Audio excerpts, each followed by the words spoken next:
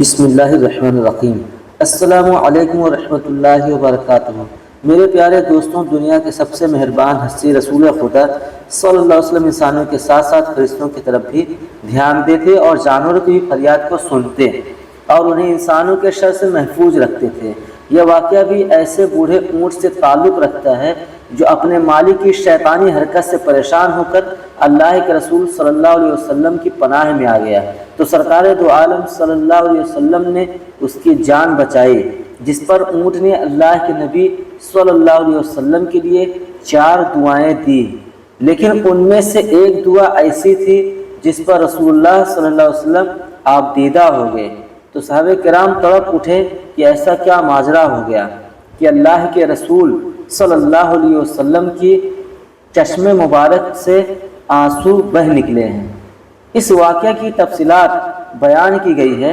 ابن ماجہ نے اس حدیث مبارک کو حضرت تمیم داری رضی اللہ تعالیٰ عنہ سے روایت کیا ہے کہ ہم حضور صلی اللہ علیہ وسلم کی بارگاہ میں حاضر تھے کہ ایک اونٹ بھاگتا ہوا آیا اور حضور صلی اللہ علیہ وسلم کے پاس آ کر کھڑا ہو گیا، جیسے کان میں کوئی بات کہہ رہا ہے۔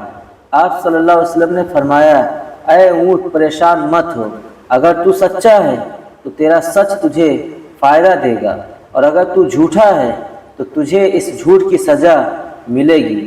بے شک جو ہماری پناہ میں آ جاتا ہے اللہ تعالیٰ بھی اسے امن دے دیتا ہے، اور ہمارے دامن میں پناہ لینے والا کبھی نامراد نہیں ہوتا۔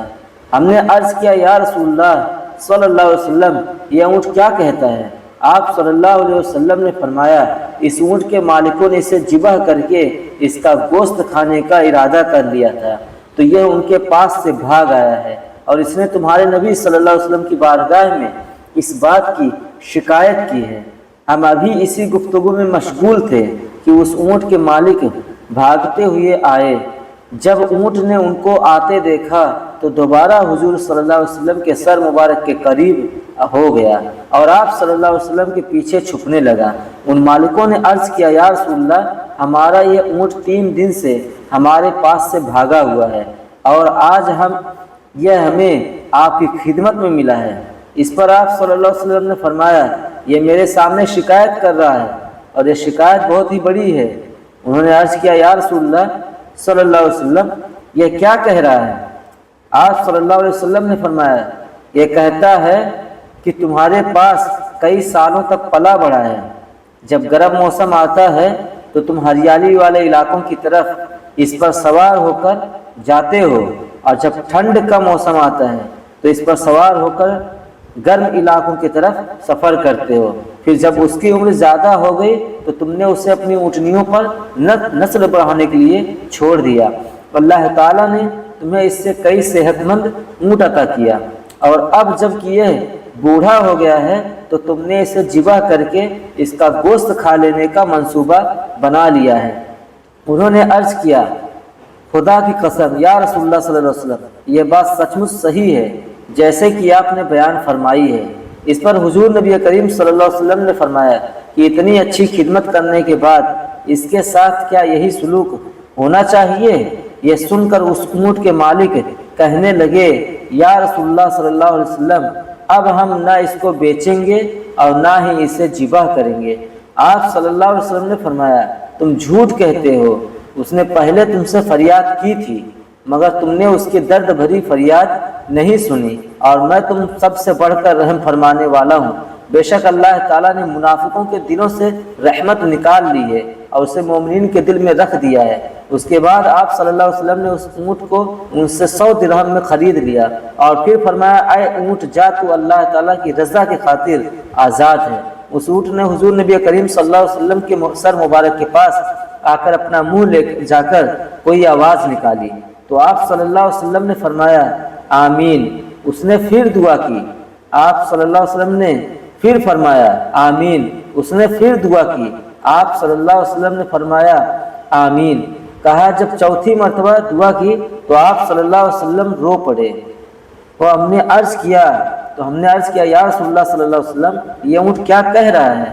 آپ صلی اللہ علیہ وسلم نے اس نے پہلی دفعہ آپ صلی اللہ علیہ وسلم نے فرمایا، اس نے پہلی دفعہ کہا اے نبی مکرم صلی اللہ علیہ وسلم، اللہ تعالیٰ آپ کو اسلام اور قرآن کی طرف سے بہترین جزا عطا فرمائے۔ میں نے کہا آمین۔ پھر اس نے کہا اللہ تعالیٰ قیامت کے روز آپ کی امت سے اسی طرح خوف کو دور فرمائے جس طرح آپ نے مجھ سے خوف کو دور فرمایا ہے۔ میں نے کہا آمین۔ پھر سے دعا کی اللہ تعالیٰ دشمنوں سے آپ کی امت کے خون کو اس طرح محفوظ رکھے جس طرح آپ نے میرا خون محفوظ فرمایا، اس پر بھی میں نے آمین کہا۔ پھر اس نے کہا اللہ تعالیٰ ان کے درمیان جنگ پیدا نہ ہونے دے۔ یہ سن کر مجھے رونا آ گیا، کیونکہ یہی دعا میں نے بھی اپنے رب سے مانگی تھی، تو اس نے پہلی 3 دعا قبول فرما لی لیکن اس آخری دعا سے منع فرما دیا۔ حضرت جبرائیل علیہ السلام نے مجھے اللہ کی طرف سے خبر دی کہ میری یہ امت آپس میں تلوار زنی سے فنا ہوگی، جو کچھ ہونے والا ہے قلم اسے لکھ چکا ہے۔ ایک بار جب حضرت جبرائیل علیہ السلام نبی کریم صلی اللہ علیہ وسلم کے پاس آئے تو حضرت محمد مصطفیٰ صلی اللہ علیہ وسلم نے دیکھا کہ حضرت جبرائیل علیہ السلام کچھ پریشان ہیں۔ آپ صلی اللہ علیہ وسلم نے فرمایا جبرائیل کیا بات ہے کہ آج میں آپ کو پریشان دیکھ رہا ہوں؟ حضرت جبرائیل علیہ السلام نے عرض کیا کہ آج میں اللہ پاک کے حکم سے جہنم کا نظارہ کر کے آیا ہوں، اس کو دیکھنے سے مجھ پر غم کے آثار نمودار ہوئے ہیں۔ نبی کریم صلی اللہ علیہ وسلم نے فرمایا مجھے بھی جہنم کے حالات بتاؤ۔ حضرت جبرائیل علیہ السلام نے کہا کہ جہنم کے کل 7 درجے ہیں، ان میں سے جو سب سے نیچے والا درجہ ہے اللہ تعالیٰ ان میں منافقوں کو رکھے گا، اس سے اوپر والے 6 درجے میں اللہ تعالیٰ مشرک لوگوں کو ڈالے گا، اس سے اوپر 5 درجے میں اللہ تعالیٰ سورج اور چاند کی عبادت کرنے والوں کو ڈالے گا، اس کے بعد 4 درجے میں اللہ پاک آتش پرست لوگوں کو ڈالے گا، اس کے بعد 3 درجے میں اللہ پاک یہود کو ڈالے گا، اس کے بعد 2 درجے میں اللہ تعالیٰ عیسائیوں کو ڈالے گا۔ یہ کہہ کر حضرت جبرائیل علیہ السلام خاموش ہو گئے اور پریشان نظر آنے لگے، تو نبی کریم صلی اللہ علیہ وسلم نے پوچھا اے جبرائیل آپ خاموش کیوں ہو گئے ہو؟ مجھے بتاؤ کہ پہلے درجے میں کون ہوگا؟ حضرت جبرائیل علیہ السلام نے عرض کیا کہ اے اللہ کے رسول صلی اللہ علیہ وسلم، آپ کی امت کے جو لوگ گناہ کریں گے وہ جہنم کے پہلے درجے میں ہوں گے۔ جب نبی کریم صلی اللہ علیہ وسلم نے یہ سنا کہ میری امت کو بھی جہنم میں ڈالا جائے گا تو آپ صلی اللہ علیہ وسلم بے حد غمگین ہوئے اور آپ صلی اللہ علیہ وسلم نے اللہ کے حضور دعا کرنا شروع کیا اور بہت زیادہ دعا کیے، اللہ کی بارگاہ میں رو رو کر دعا کی، تب جا کر کے کہ اللہ کی طرف سے حکم آیا کہ اے میرے محبوب غم نہ کرو، میں تم کو اتنا عطا کر دوں گا کہ آپ راضی ہو جاؤ گے۔ آپ صلی اللہ علیہ وسلم خوشی سے کھل اٹھے اور فرمایا لوگوں، اللہ نے مجھ سے وعدہ کر لیا ہے کہ وہ روز قیامت مجھے میری امت کے معاملے میں خوب راضی کرے گا، اور میں اس وقت تک راضی نہیں ہوں گا جب تک میرا آخری امت بھی جنت میں نہ چلا جائے۔ سبحان اللہ۔ آپ صلی اللہ علیہ وسلم نے فرمایا میں اللہ کی بارگاہ میں سجدہ ریز رہوں گا، اللہ تعالیٰ جب تک چاہے گا مجھے سجدے میں رکھے گا، پھر مجھ سے کہا جائے گا اپنا سر اٹھاؤ، مانگو ملے گا، شفاعت کرو قبول ہوگی، اور پھر اللہ کے حکم سے اپنے گنہگار امتیوں کی شفاعت کروں گا۔ اللہ پاک تمام امت مسلمہ کو آپ صلی اللہ علیہ وسلم کے بتائے ہوئے راستے پر چلنے کی اور سب کو گناہوں سے توبہ کرنے کی توفیق عطا فرمائے، آمین یا رب العالمین۔ امید کرتا ہوں دوستو آپ لوگوں کو ویڈیو بہت پسند آیا ہوگا۔ اگر آپ لوگ میرے چینل پر پہلی بار آئے ہیں تو چینل کو سبسکرائب کر دیجئے، بیل آئیکن کو دبا دیجئے۔ ملتے ہیں نیکسٹ ویڈیو میں، خدا حافظ۔